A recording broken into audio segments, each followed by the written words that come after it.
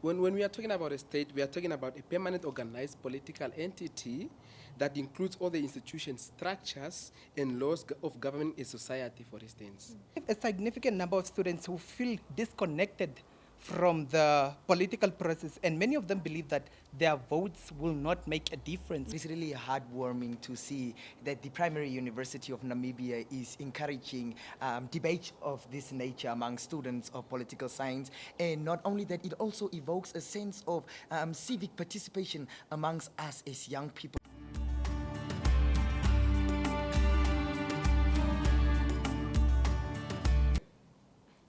Politics, vice presidential elections, civic education, all terms thrown around at us, but with little to no meaning. Ladies and gentlemen, I am Krista Lapagashea Shapaka, the vice presidential elect of the UNAM Political Science Society. But before we dive into the fruitful conversation that we have prepared for you here today, let me tell you a little bit about who we are, what we stand for, what we are trying to do.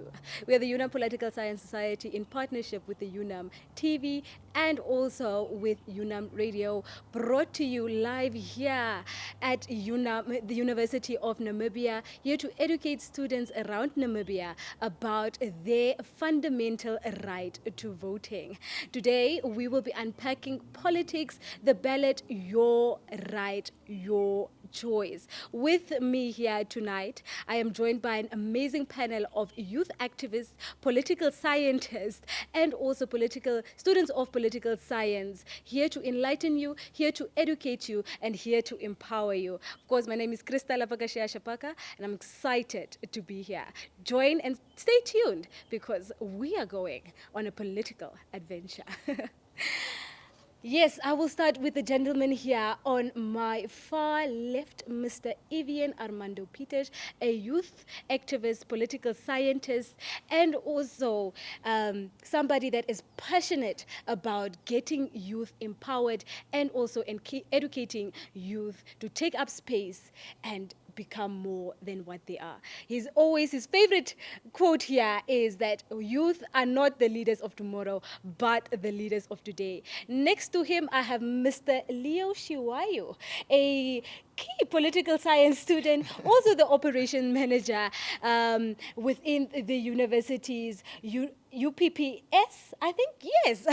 And he will be here in his capacity as not only a student, but as an advocate for change and also as an advocate ready to empower Namibia's, not next as per Mr. Armando Peters' words, but to Namibia's leaders in today's political landscape.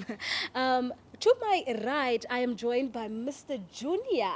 He doesn't like it when I mention his surname as a joke, but he is also a political science student and also a youth activist, empowering Namibian youth to take up democratic space and also to get involved within democratic processes. Of course, we will be unpacking with this capacitated team, we will be unpacking the different discussions around political science. So, gentlemen, good evening and welcome. Good evening, Lapaka. Great. Now, Mr. Junior, can I start with you, or do you want me to throw a question to Mr. Evian? Because I'm a jokester myself, but I don't think we are joined here to make jokes today.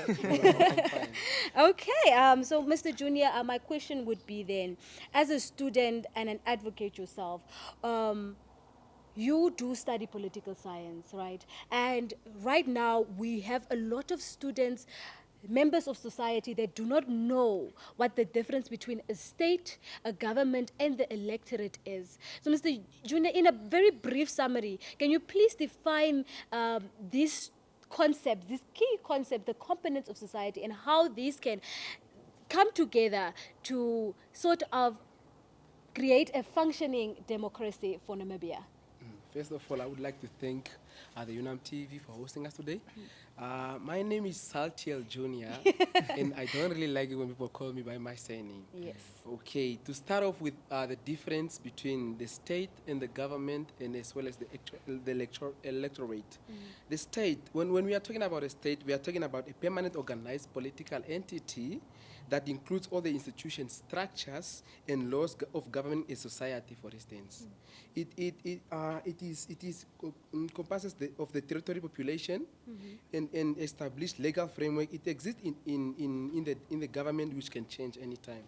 And then when we are talking about a government is a specific group of individuals or political bodies in power for a time being that are elected to rule for instance.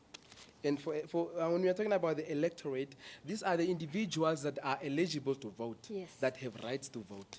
Right. Brilliant. So how, in your own words, do you think that this is important for a fully functioning democracy? Because one cannot exist with the other and one cannot exist outside of the other. They must join, hold hand in hand, and also maneuver themselves through a society. Yeah. For a healthy democracy, these commoners must collaborate. Yes. The state provides the framework, the government implements policies. Yes. So for it to work, they should collaborate. Yes. Yes. Thank you so much, Mr. Junior. I think what is it? You just summed up that question very, very briefly. And I think the audience must be satisfied with that answer. Mr. Armando Evian Peters, I want to start with you. My question to you would be, as a student activist and also as a student yourself, dedicated to empowering Namibian youth to taking up space, because to you, they are the leaders of today. What is your opinion on strategic voting?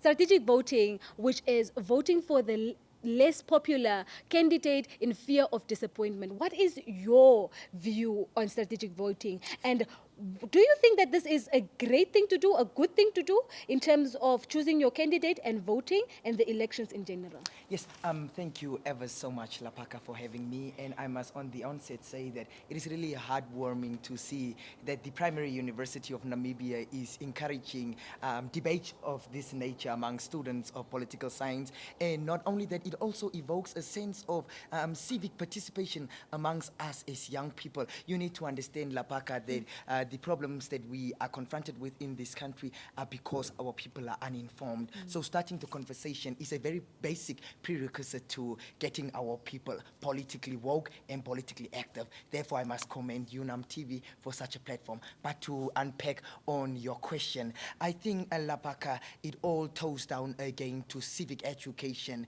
and the understanding of strategic voting and the implications thereof and the benefit thereof. Because each decision that we make as human beings always has a consequence attached to it. Just so strategic voting would also have a consequence to it. You might think that you want to avoid disappointment, therefore you would vote for the candidate that is less popular. But my question to you when making that decision is, that less popular candidate that you are voting for, does that candidate have the Namibian House at heart? It is not about the individual, it is about the policies that this individual will be bringing. Because you need to understand, Lapaka, that the candidates, when they are giving their manifestos, the manifesto of political party A, who will then win popular interest over the state, will become the national program. Yes. So are you going to vote for candidate A because this candidate is less popular at the expense of betraying the state? Or are you going to vote for the candidate who is articulating themselves best in their manifesto, and the manifesto speaks to state interest? So you will have to differentiate between those two. Will you go for strategic voting because you want to go that route? Or are you going to go for a calculated vote? Yes. Right, there you have it. Up next, we are going to discuss what this strategic voting will look like. Mr. Leo Oshiwayo, I might come to you now. My question to you would be political behavior. Right now, we are in the midst of elections. Everything is about elections. Everything is about civic education. Right now, we have vote for me, vote for change, vote because I am, because you are. We have so many promises thrown at us daily, telling us that we will move out of our houses, we will not stay in a space where students are not safe. So, Mr. Leo, I would like to ask you on political behavior among students, how do you think this will encourage a positive political behavior amongst the students would encourage students to partake in both the general elections and also in the university elections. Thank you very much for having me, Lapaka. It is really such a great honor and privilege to be part of this conversation, especially when we are fast approaching the elections. The political behavior among students today is quite diverse. On one hand, we have a group of highly engaged students, especially those who are active in student organizations and student unions, such as those that are normally engaged in NANSO and other organizations.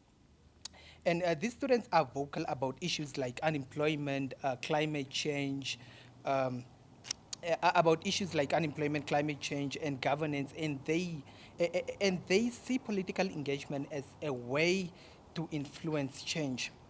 However, we also have a significant number of students who feel disconnected from the political process, and many of them believe that their votes will not make a difference whether they participate in the electoral process or whether they participate in political discourses. They feel like their vote won't really make a change.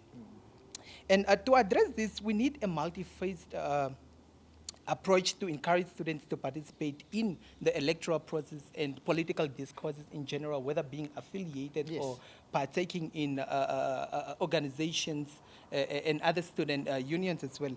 And we can do this through educational campaigns like what you have said, civic education, because we need to increase awareness and the importance, how important it is for a young person to exercise their democratical responsibilities. Because they have to understand that partaking in political discourses is, you can say it's a significant primary responsibility that you're being given to as a democratical, citizenship. Yes. Thank you so much, Mr. Leo Shiwayu. I think I kind of want to leave something for the audience here today. Like I always say, you were a student. You are a student, sorry, and you were a person before you were a student. So whatever affects others outside of these boundaries affects you too, affects somebody at your household, affects your neighbor. It also affects you. What happens in your university boundaries. So we can then lead and tie that to populism and how populism often shapes the political landscape within Namibia. It is about what you see, what you hear, and also about what you know, as per Mr. Armando Peter's words. Mr. Junior, it's been a while since I've actually spoken to you. So I don't care as long as I benefit or I am just happy to be here are common words that we use within our political landscape or within matters such as politics. So, Mr. Junior, my question would then be, how can education institutions then implement this within their curriculums at both a high school level, because we don't want the primary school level, because we often always say, leave the kids alone, right? So how can they implement this on the tertiary level and also at a secondary level within the curriculum? Thank you very much for the question. Bringing this to such standards of like putting the students to a standard where they are going to be aware of being a political active a human being. For instance, let me say we have students that are voting because their parents are voting for the specific party. Party A, because my parent was born there. Yes. They don't understand. So what I'm saying, what we should suggest is the institutions should bring workshops to institutions, should invite guest lecturers to such institutions, and then make sure the students are aware of the benefits of voting, the benefits of being part of politics of your own country.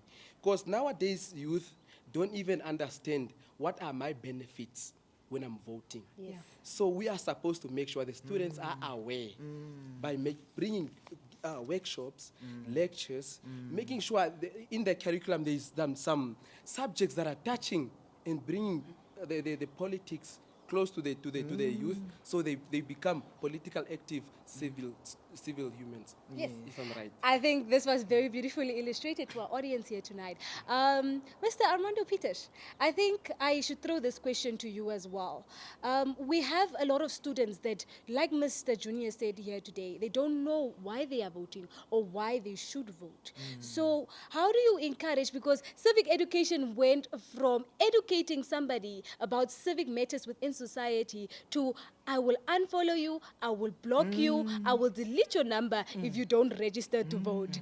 But how can we then be the drivers of informed voting? Yes, thank you ever so much again for that question, Lapaka. Before I answer your question, I think I want to put it on record, and I would like to quickly add my 2 cents. I think I will be guilty if I do not do that, and I'd like to just amplify on what Mr. Leo had pointed out to in as far as the manifestos are to the question. I think I have a very stern message and a very direct message to my constituents, the young people out there, and I want to tell them that it is not about which artist is the most popular artist that comes to the manifesto launch. It is not about which political party candidate you like.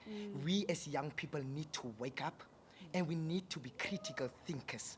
We need to start being analytical so that we introspect and we dissect these manifestos.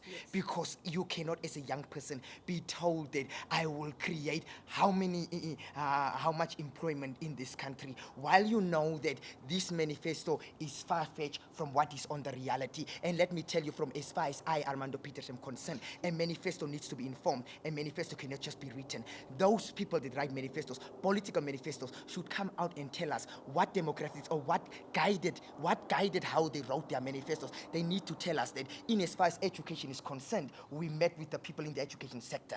In as far as the economy is concerned, we met with the economists. In as far as international relations is concerned, we met with the diplomats. And then your manifesto is informed, but you cannot draft your manifesto and say that this is what we want to do, and then after you are elected, then you want to start the consultations. Then what does that do, Lapaka? Then the party that gains the popular interest over the state later on comes back and says that we could not deliver on our manifesto mandate because this sector did not come to the table. So on the onset, when you are drafting your manifesto, meet with all the relevant sectors and see whether what you are trying to do is something that is visible and can be implemented so that we do not lie to each other in manifestos. And that brings you to the point where popularity in manifestos comes down to, and popularities in campaigns come down to, that we lose focus on administering the affairs of the state, and we rather focus on which party is more popular. Yes. But to then come back to your question. Just your Informed question. voting? Informed Voting. informed voting. I think Lapaka, it is very important. Yes. It is of utmost importance, and for young people, it is very important to vote, because right now, unfortunately, young people, if you do not want to be politically active, let me tell you, you make up the largest demographic of this country. Unfortunately, the unemployment is among us. The economic suppression, we feel the heat. We are the ones that are at the receiving end of everything that the state is not delivering to us. Therefore, Lapaka, I think it is high time that young people start making informed decisions. When you go out there, ask yourself, this decision that I'm going to make, will it speak to what is confronting me right now? And subsequent to that, the generations that are to come after me. Because it is not only voting. After parties take state interest, that is when we see whether this party is delivering on its mandate. Therefore, be a critical thinker and be analytical. I think Mr. Armando did quite a job there in encouraging young voters to step up, take up space, and vote. Mr. Armando, you said that we are the largest demographic currently that registered to vote. According to ECN can back up this statement. So that just shows how politically involved we are as young people and how we stepped up, whether or not civic education let us down or whether or not it was peer pressure, how we stepped up to actually carry out our fundamental and democratic right. Yes, Lapaka, while you are on there, don't lose the catch. Yes, Having definitely. ECN come out and tell us that the largest demographic has gone out to register. Yes. You need to ask yourself the question, what influenced the decision? Is it when we were told that we will not get jobs if Yes. we do not have voters' cards? Is it that we will not be shortlisted for interviews? Oh. Is that what influenced that? Or is it because we have felt the heat of all the problems that are confronting us? You know when we'll get the answer? Eh. After elections. Or you can also feel free to engage in the comment section. Tell us what you think. Tell us what you would like to see on the show and who you would like to see on the show. But I would like to shift the conversation to political participation and how voters can then hold the elected individuals for office accountable, not only in the general elections, but also in our university elections. Right now, a lot of us are witnessing, are pressured, are stopped at the gate to vote for the preferred candidate. So what then, and what are the mechanisms then in place that we can then reach out to these elected individuals to hold them accountable? Mr. Leo, I would start with you. Sorry, repeat the question again. I would like to find out what are the mechanisms in place to hold elected individuals accountable. Accountable. Okay, thank you very much. At this point, I think we have to be more vocal, actually, because we should look at the candidates' manifesto. Yes. Whether what they have stated it's materialistic, it's strategical or not, because you cannot really present a manifesto that we and you yourself precisely know that that is not materialistic. Yes. You know, it holds no water, if I can say in some in other words. Therefore, I think we should also maybe try to have such engagements with the candidates as we, the youth, and then we question them on how they are really going to tackle such significant issues that we are currently facing. And in that way, we can actually tend to hold them accountable with that. Yeah. Mr. Junior, you Yeah. would like to say your 2 cents on this matter? Yeah, I would like to say, when you vote for someone, for a particular party, and then turns out that particular party is not bringing what they said they will, please do not sit still. Do not sit still because you feel like, no, I will be ashamed to talk against. Even if it's your party. Yes. Yes. So what I'm saying is, please stand up, Yes. be vocal, do something about it. Let your voice be heard. That's when the change will come. That's when they will feel the heat. Because the one thing what I've realized, when you are for the team and you are speaking against the team and you are right, that's when they feel the heat. Compared to that who is not part of the team, it's speaking against the team. So what I'm saying is, if you're part of the team, even though you're not part of the team, let's speak out. Don't sit, stand up and speak your word. Yes. Thank you. Mr. Vitesh? You know, Lapaka, I am not justifying chaos. Yes. But sometimes chaos also serves its purpose. When our leaders do not want to hear us, we make them hear us. When our SRCs don't want to hear us, we make them feel us. It is high time that we make our leaders stay on their toes. We cannot elect people into office, and because we give them the title of Your Excellency and Honorable, they become far from where we are. Those are our employees. We pay their salaries. We educate their children. We make their lives comfortable in order for them to advocate and to champion laws that speak to uplifting and strengthening our standard of living. Therefore, Lapaka, I think on several occasions I've demonstrated that in this country it is high time that we hold our leaders accountable. We vote them into office. If need be, Lapaka, write an email to your leaders every day asking them to account. Call them out in the media. Be a keyboard activist if need be. Call their phone non-stop. And when they do not respond to all these avenues, take action and call them out and get them out of that office, because clearly they do not understand the mandate that you gave them. There you have it. I love the panel. The panel really came here and they are cooking up a pot, a storm here, some nuggets for you for life.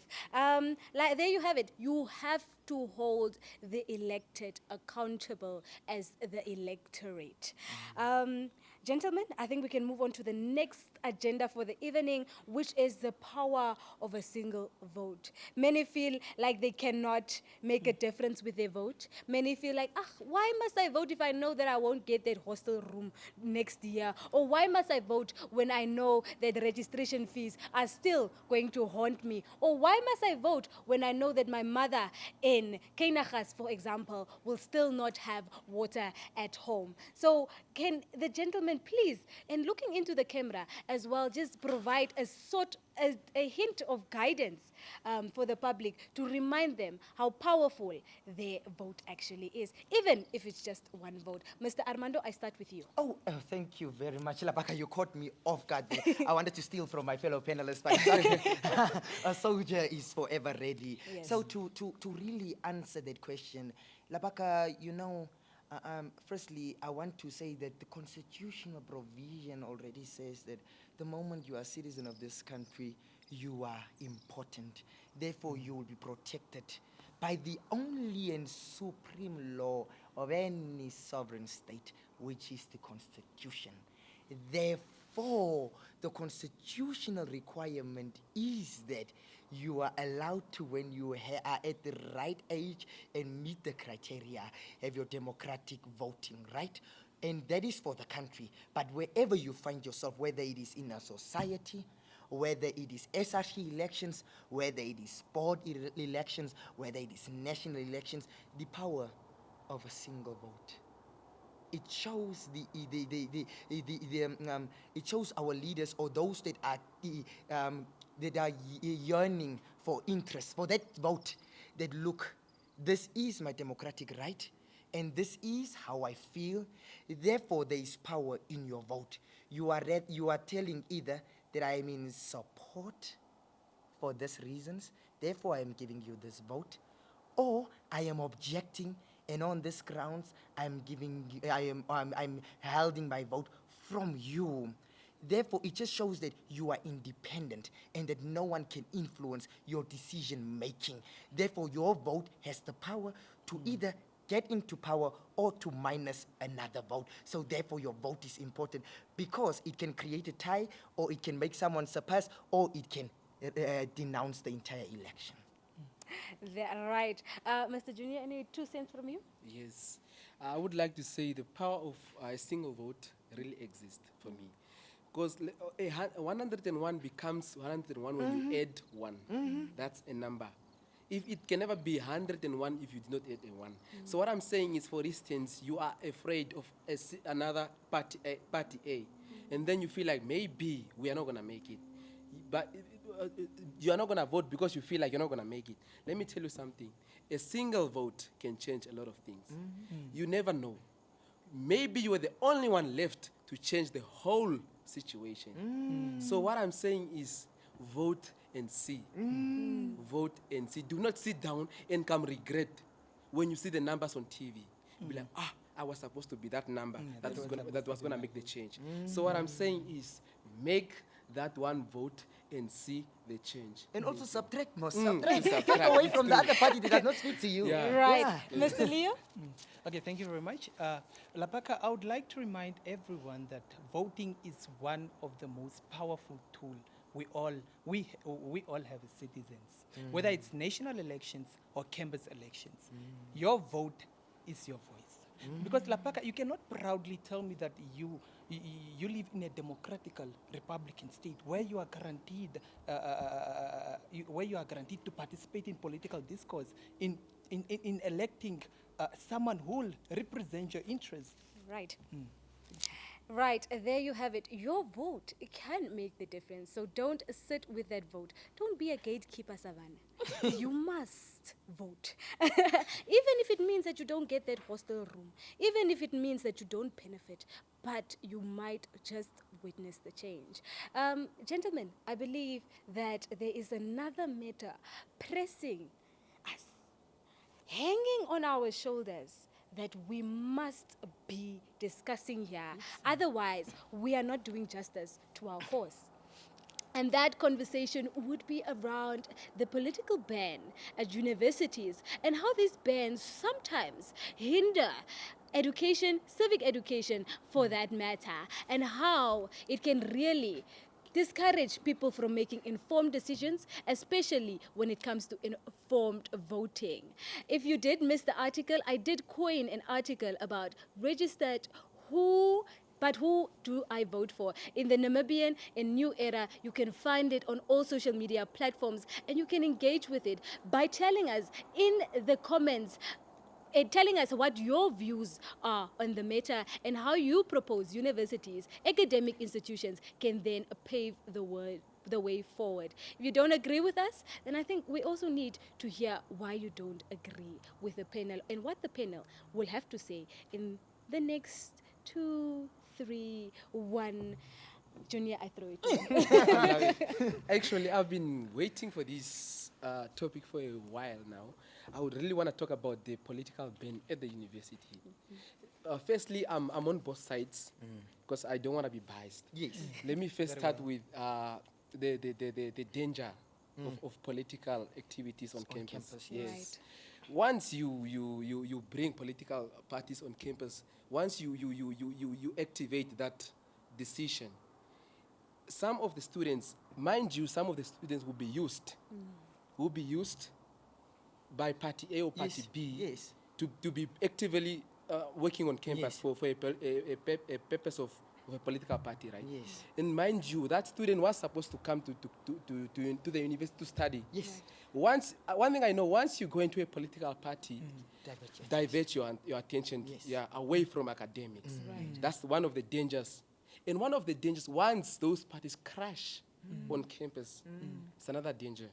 And I'm not talking about physical crashes or maybe physical chaos. You know, this thing of hatred. Students might even start not working together because student A is on this party and then student B is on this party. These students are not going to work together to participate in academic because they feel like this is my enemy. That's one of the danger. And then one thing again, this is now, I'm going now to the better side of politics in campus. I was asking myself, how do you have a political science course on campus and you are banning political activities on campus? You are teaching a student about political related issues and you banned them. You are teaching them the importance of voting, of being part of being politically active. Now the question is, where do I start involving myself in a political party if it's not starting at school? Yes.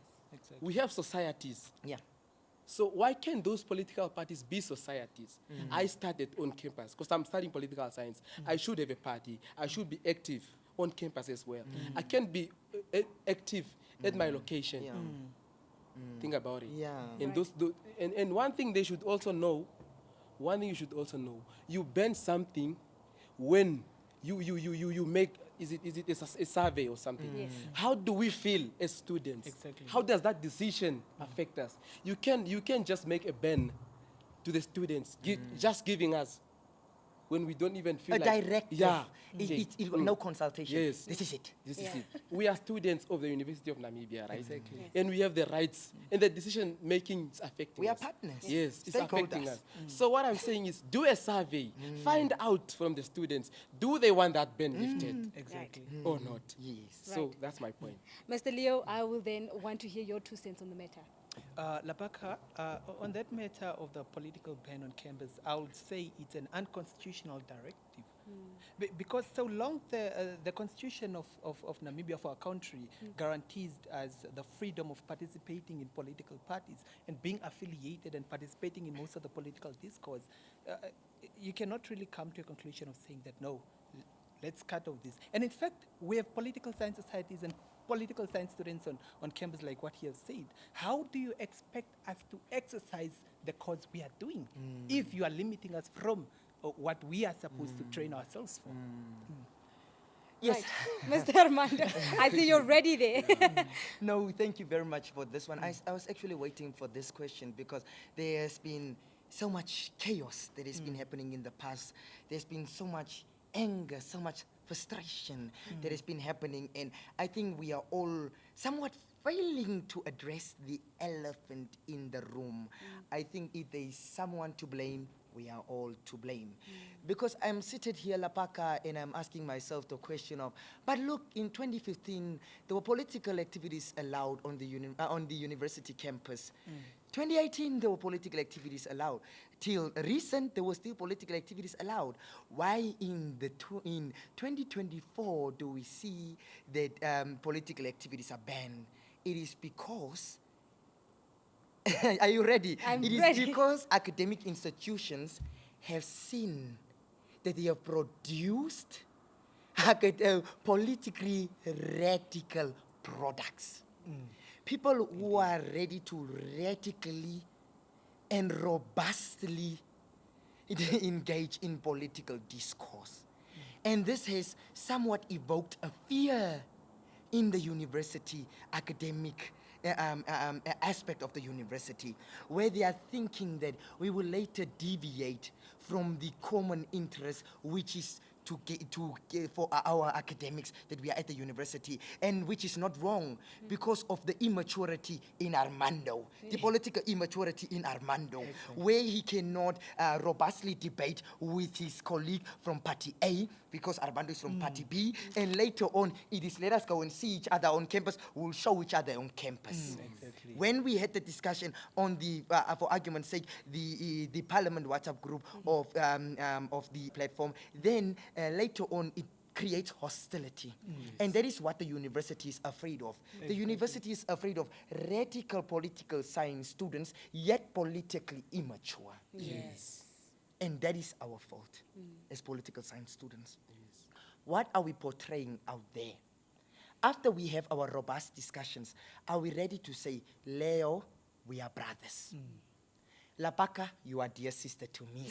I have criticized your party on these points, but that does not bring hostility between the two of Very us. much important.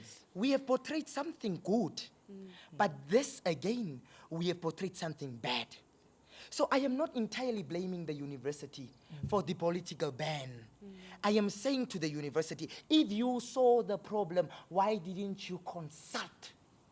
Don't impose. Because we are paying at the university for the political science course that we are getting. The university is not doing us a favor. The societies, the political societies that are on campus, on the student union, there's a fee that they account to. Yes. So we are stakeholders who were supposed to be consulted before such a ban is put. So we know how our actions had contributed to this decision, not just imposing the decision on us, then you are infringing on our constitutional right, which is a gross violation on any southern state's supreme law. So I am saying, Lapaka, that the universities that have political bans need to be guided. You need to come out and tell us, why do you have political bans? Because a university will not just come up with such a decision. There must be something that guided it. And let me tell you, in my context, what might have guided that. Robust young people, ready to politically, to engage politically, but yet immature, who will cause chaos on the university grounds. So mine would be that the ban is there. We are all against the ban. But let us all do introspection and ask ourselves how we contributed to that ban. And then as a united force, confront the ban and make sure that that ban is lifted, because it is a gross constitutional violation. Right. My panel here tonight was very interesting, very wise, and also had their 2 cents well delivered at the table today. I think it's very important that you do jot down these nuggets for life in black pen, of course, and you take them with you as you do the self-introspection that Mr. Peters was pointing out here today. Of course, we had a discussion about the ballot, your choice, unpacking political matters within society. I was your host, Krista Lapakashia Shapaka, and I was joined by Mr. Evian Armando Peters, a youth activist dedicated to empowering the leaders of today. Mr. Leo Shiwayo, also an advocate and political science student that encourages youth to become involved in political activities that also affect them. On my right, I have Mr. Junior, still not ready for me to call him on his surname. And he is also an advocate ready to take up the responsibility that comes with empowering the youth to become involved in democratic processes. So there you have it, Savannah.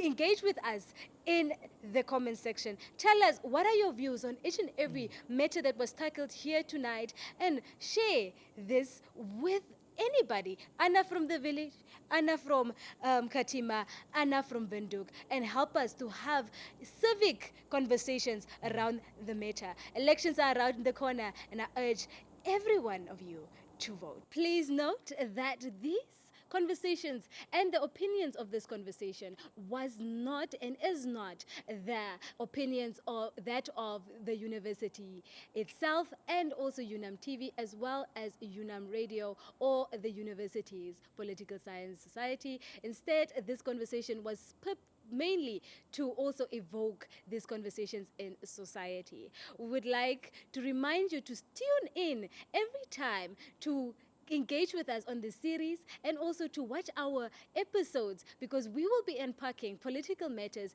every week, of course with different guests, but with the same face. And from me, I would like to leave you with a quote from Mr. Armando Peters, which is that you are not the leader of tomorrow, but you are the leader of today.